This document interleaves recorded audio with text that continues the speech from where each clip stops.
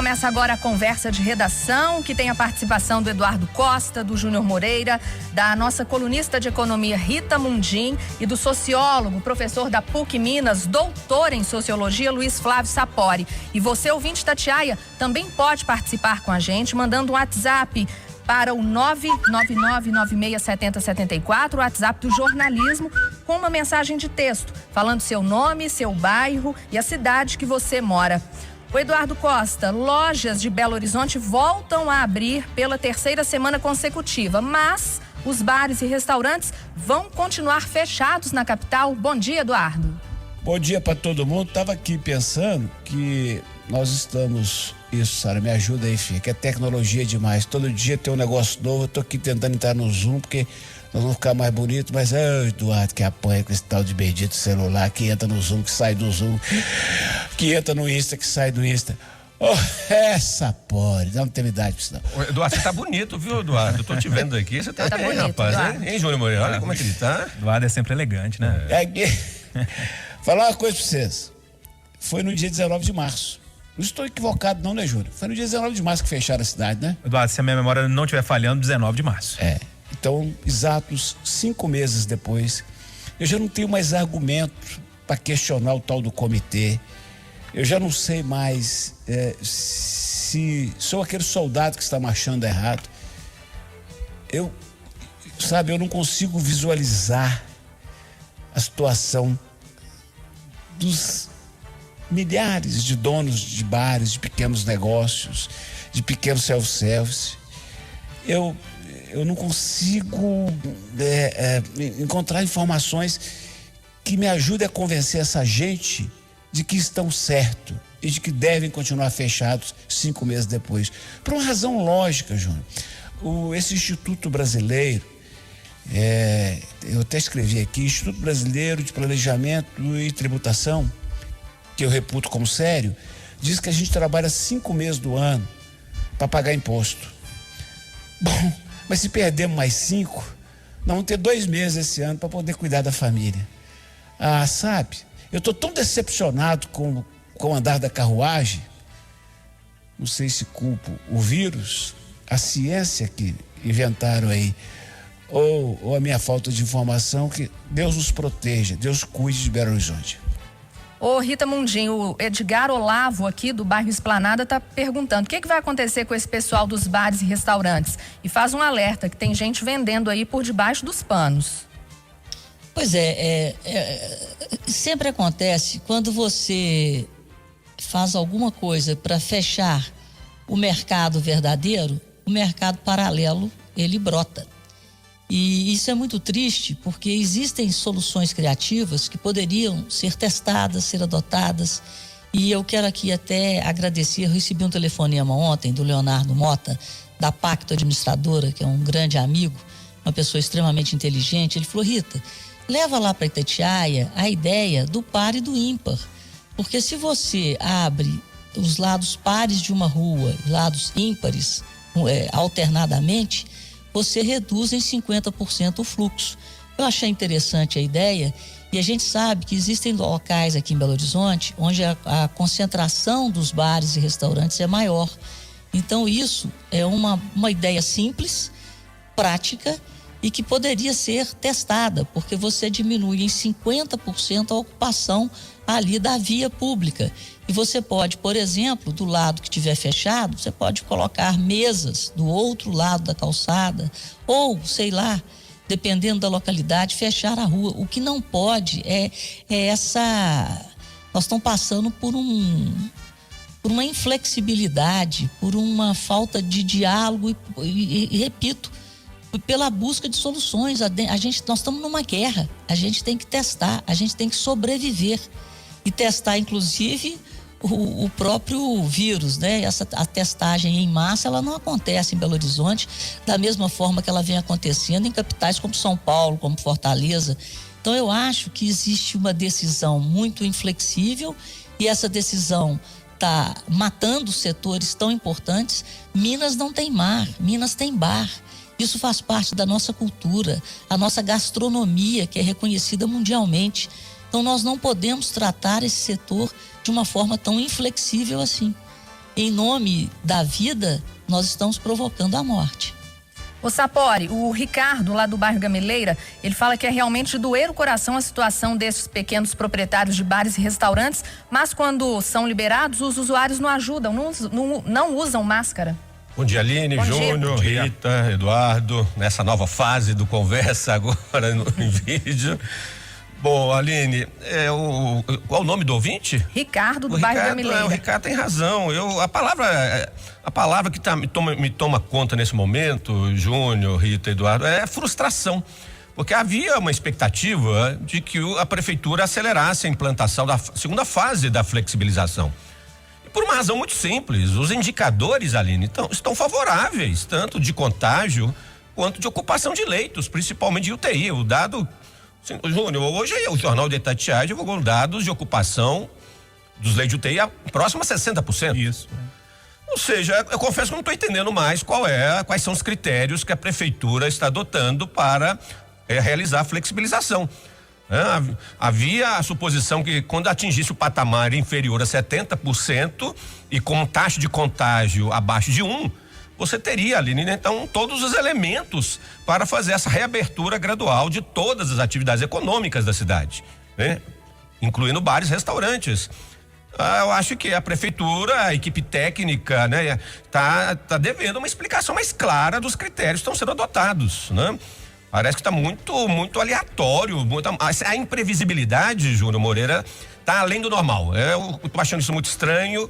E eu quero entender melhor, tecnicamente, o porquê, né, dessa resistência em implantar já a segunda fase, né, da flexibilização. Ô Júnior, o Marcos de Betim tá perguntando, por que ele não pode ficar amontoado com 10 pessoas dentro do bar, mas pode ficar com 40 dentro do ônibus? É a grande pergunta, né, Aline? Bom dia para todo mundo. Olha, eu fui um grande defensor do fechamento da cidade, porque os números eram assustadores, né? Os leitos de UTI, a ocupação batendo em 90%, taxa de transmissão 1, não sei quanto, aquela confusão toda, tinha de comprar respirador e tudo. Agora, peraí, gente, vamos com calma, né?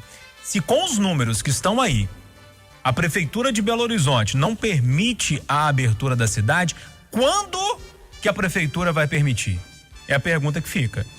Porque o que está acontecendo? Você abre na fase 1, aí os números crescem, porque é natural os números crescerem, já que existe uma flexibilização, tem mais gente na rua, passa 2, 3 semanas, o que acontece? Fecha a fase 1 e nunca acontece a fase 2 ou nunca acontece a fase 3, né? Então, olha, se não abrir agora, não vai abrir em outro momento por causa dos números, não vai abrir em outro momento porque todo mundo vai quebrar. Muita gente já quebrou e muita gente vai quebrar ainda, né? Agora chega a informação que a fase 2 pode ser desmembrada. Então, cada hora é uma coisa, cada hora é um critério, né? Cada hora vamos fazer de um jeito, uma hora soma os leitos públicos, outra hora não soma os leitos privados. Então, Prefeitura de Belo Horizonte, se vocês não começarem a olhar com um olhar de mais carinho para o setor de bares e restaurantes, nós vamos virar a cidade das moscas. Porque não vai existir mais bar em Belo Horizonte. Vou repetir mais uma vez, se com os números que temos hoje aqui na capital mineira, não dá para abrir os bares, vai dar para abrir quando? Porque a expectativa é que os dados cresçam agora com a flexibilização. Já é a 3ª semana agora de muita gente na rua, né? De shopping aberto, de lojas abertas, de pelo menos 3 dias, né? Então, eu preciso analisar com muita calma essa história toda, mas já está me causando angústia. E repito mais uma vez, para fechar, eu sei que eu tô sendo repetitivo, mas olha, eu fui defensor do fechamento da cidade quando os números eram apavoravam todo mundo. Agora não, os números permitem essa abertura. Eu não tô fazendo nenhuma análise incoerente como a prefeitura tá fazendo, não. Eu tô olhando para os dados, para os números. E os números, lá no início do combinado, permitem a reabertura. Ou nós não sabemos de algo dos bastidores, ou a prefeitura mudou de novo os critérios para a reabertura da cidade. Gente, do jeito que está caminhando as coisas, isso não vai dar certo. Ô Eduardo, e essa nova pesquisa aí do Datafolha que aponta que a adesão ao isolamento social despencou no Brasil e atingiu o menor nível desde o início da pandemia? Eu repito muito aqui na Itatiaia que filho não aprende com discurso, filho aprende com exemplo. E eu penso que um povo também. Um povo é muito reflexo dos seus governantes, né? Governantes sérios, povo sério. Nós estamos num bate-cabeça que não acaba nunca. nós estamos governados por pessoas que não obedecem aos critérios por elas estabelecidos. Antes, não colocavam os leitos privados na relação dos leitos disponíveis. E eu não entendia por quê. Depois descobriram que esses leitos privados eram importantes, porque representam 49%, ou a população, 49% da população tem convênio. Colocaram. Agora que os números permitem, não abre. Eu que estou batendo a tecla desde abril, que tinha que ser o efeito sanfona, você abre um pouquinho, experimenta, vai e volta, vai e volta. Quem aguenta isolamento, Aline? Eu tô por aqui, ó. Eu tô que não aguento mais. Que hora dessa eu ligo pro Careca lá da Simontão. Falo, Careca, eu vou tomar uma no seu boteco aí de porta fechada e vou estar todo mundo fazendo. Ninguém aguenta mais, não. Ô Rita Mundim, você concorda com a pesquisa Datafolha? O isolamento despencou mesmo?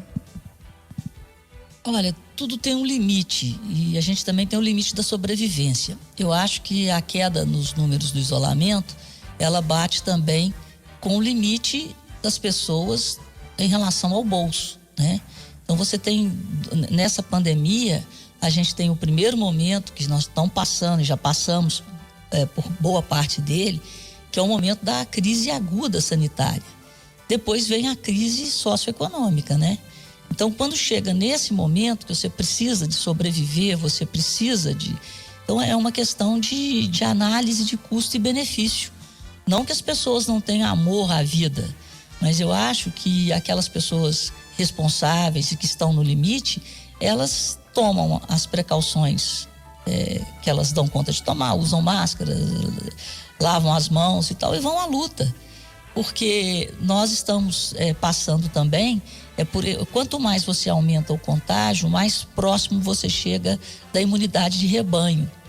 Então, a gente tem que entender que a vida, ela tem que ser preservada sob o aspecto da saúde, mas as pessoas precisam de sobreviver em um sistema onde é necessário o trabalho. Você tem que produzir alguma coisa para continuar vivo também. Então, quando você faz o isolamento, você tranca a produção. Então, chega no limite que as pessoas vão em busca da sobrevivência. Eu acho que é isso, estamos nesse limite e tomara que todo mundo tome as precauções necessárias e a vida realmente, ela tem várias facetas, né? Então, a gente tem que respeitar também esse limite das pessoas. Concorda com a Rita Sapori? O brasileiro já está no limite? Sim, entendo que em parte é isso, mas a pesquisa do Datafolha, Aline, eu estava vendo os detalhes da pesquisa, ela reflete muito mais, não a opinião dos brasileiros, não no sentido de aprovação ou reprovação do isolamento. A pesquisa reflete muito mais uma mudança de comportamento por uma razão muito fácil de ser compreendida e explicável, João Moreira. A flexibilização da atividade econômica que aconteceu agora, a partir de junho, julho, é isso que a pesquisa revelou, Aline, que os brasileiros estão mais nas ruas. Estão menos restritos à vida doméstica, né? Mais da metade, porque voltaram a trabalhar, né? Voltaram em boa medida as suas atividades, né? Nas vias públicas. E a pesquisa mostra ainda que uma parte boa, né, importante da população ainda está tomando seus cuidados, né, com a higiene pessoal, né, de alguma maneira com as medidas preventivas. Então não é um dado, eu diria, que me preocupa muito, porque reflete a flexibilização que é inevitável. À medida que você está fazendo a reabertura do comércio, dos serviços, a circulação das pessoas nas ruas também aumenta. Então não vejo propriamente como um dado ruim, um dado preocupante, mas eu confesso que vejo com naturalidade essa pesquisa do Datafolha. É preocupante, Júnior, essa pesquisa? Esse isolamento está caindo? Não, pois é, o Sapori foi no ponto da pesquisa. E tem mais um ponto que eu acho que pouca gente está discutindo. A pesquisa Datafolha, ela aponta isolamento. E isolamento é diferente de distanciamento. Então, o isolamento caiu, lógico, algumas cidades já reabriram, as pessoas estão indo para a rua. Agora, o distanciamento, que dificilmente vai ter como mensurar, esse que nós precisamos manter, né? Usar máscara, lavar as mãos, usar o álcool em gel e também manter o distanciamento, ou seja, ficar um pouco mais distante do que o normal das pessoas no dia a dia, né? Agora, esse isolamento, que é a pessoa ficar trancada, isolada dentro de casa, ele tem que cair por causa dessa flexibilização que já vem acontecendo. Ô Aline. Oi, Eduardo. Me permita voltar ao isolamento para dizer que o que me deixa assim boquiaberto é o isolamento da nossa Câmara Municipal, é o isolamento da Assembleia Legislativa, é o isolamento das nossas lideranças. Deve-se respeitar, sim, o comitê da ciência que está definindo as coisas em Belo Horizonte.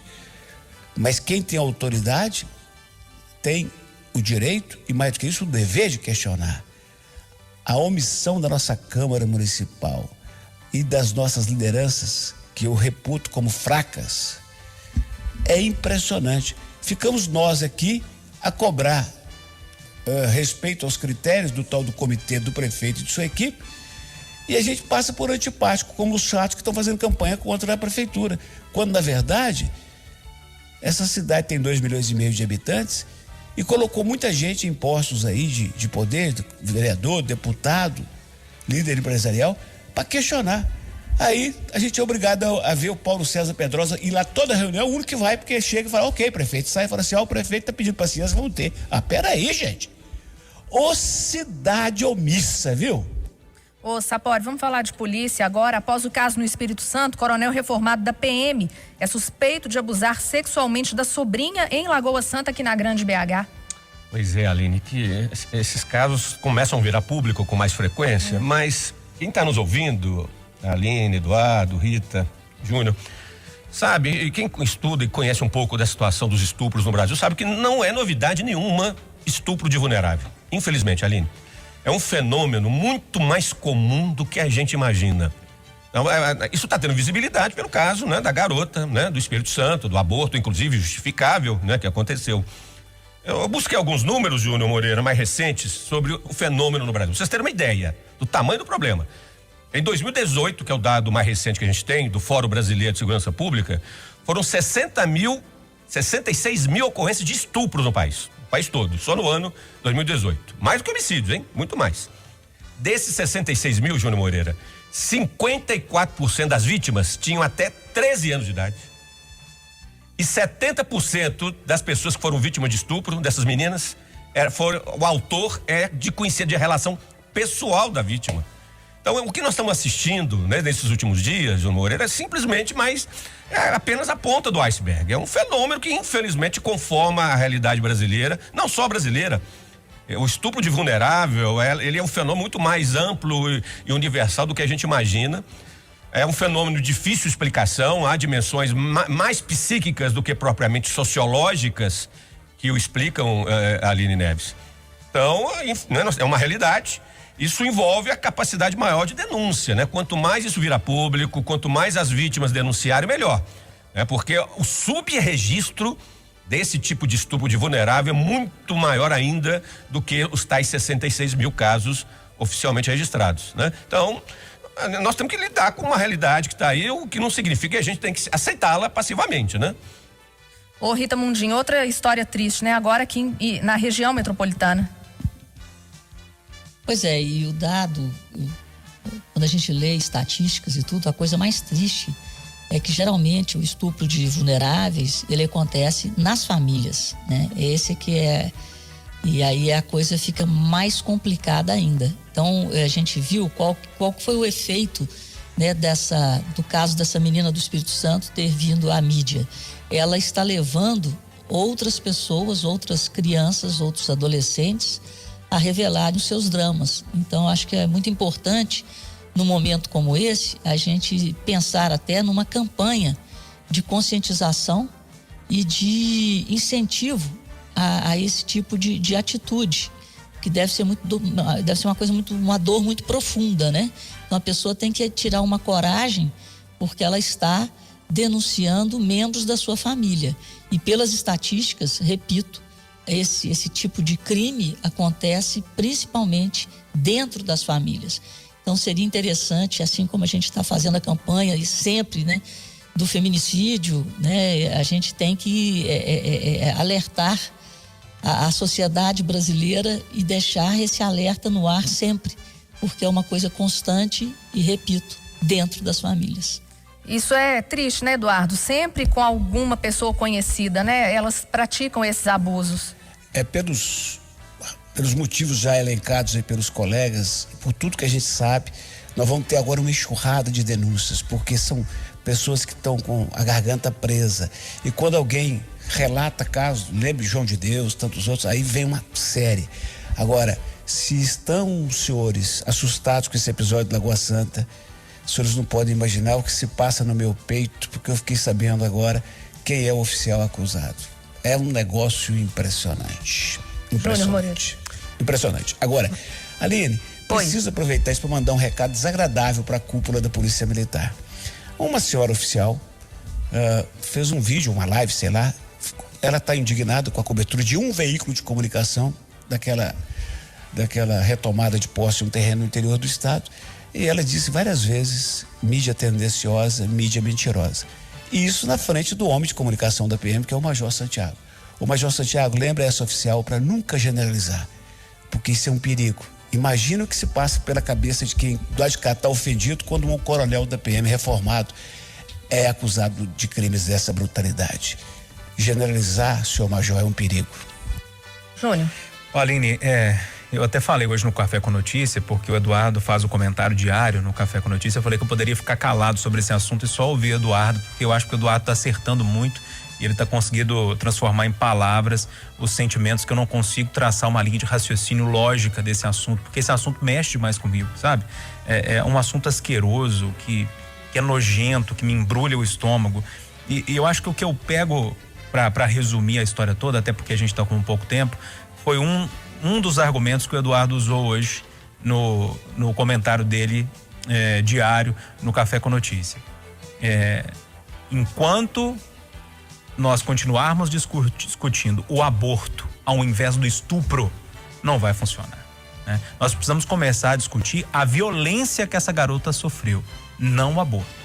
O aborto é uma coisa secundária, é um problema social que a gente tem que falar dele. Eu sei que mexe com os ânimos, com as paixões, com religião, com um monte de coisa. Mas nesse momento, turma, nós precisamos discutir esse assunto. O Sapori passou os dados aí, são assustadores e devem ser subnotificados. Tenho quase certeza disso, né? São até porque 35 mil crianças estupradas por ano no Brasil, oficialmente registrado. Oficialmente. Oficialmente. E o tanto de criança que não fala, hein, Sapori? Exatamente. Pois é, então o assunto é um problema gigantesco que nós precisamos discutir esse assunto. O aborto é o outro assunto que depois a gente pode discutir, a gente pode falar, a gente pode pensar em leis para esse assunto.